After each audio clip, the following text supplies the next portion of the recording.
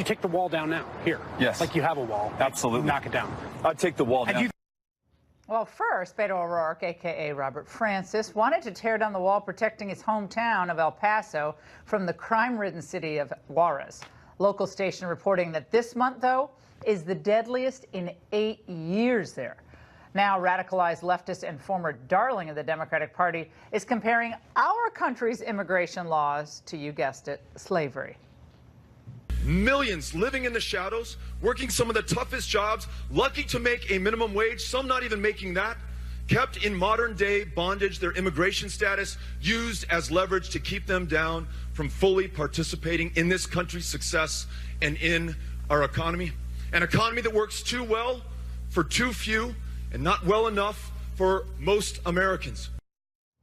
Joining me now is Texas Lieutenant Governor Dan Patrick. All right, when you think of our immigration laws, Dan, is slavery the first thing that pops into your mind?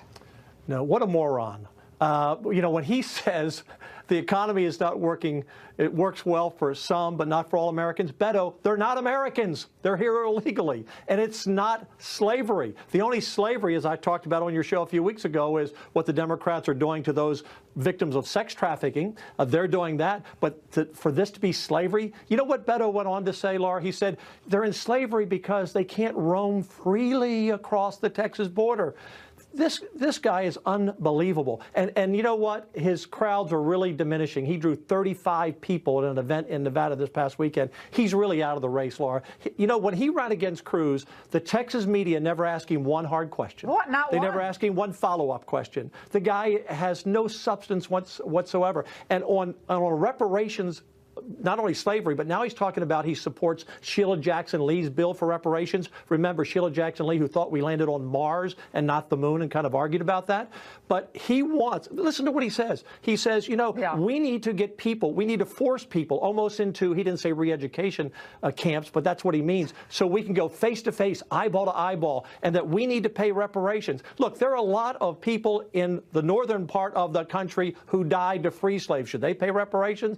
And the South? They were fighting the war. Well, what happened to this guy? Are we ever going to let that go? Are we ever going to let that go? What happened to this guy? Wasn't he a little bit more reasonable not so long ago? Was he always this left-wing? He never left the punk rock weird costume stage? He is so light in the loafers, he floats off the ground at times, Laura. Let me tell you something. When he ran, and I watched, he had $80 million.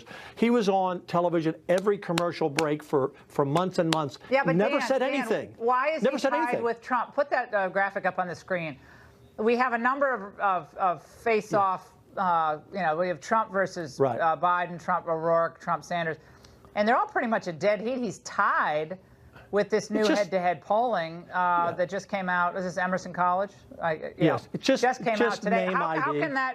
How can just name ID, Laura, and he's just now being exposed. And I don't like to be critical and call someone names, but when you say something so idiotic that he's talking about, of tearing down the fences, letting people roam, they're in slavery, we need to force people, he said, in Virginia especially, I guess he hates Virginia, in Virginia especially, we need to get them to go to communities and face-to-face, eyeball to eyeball, to work out these problems. We don't have problems in America.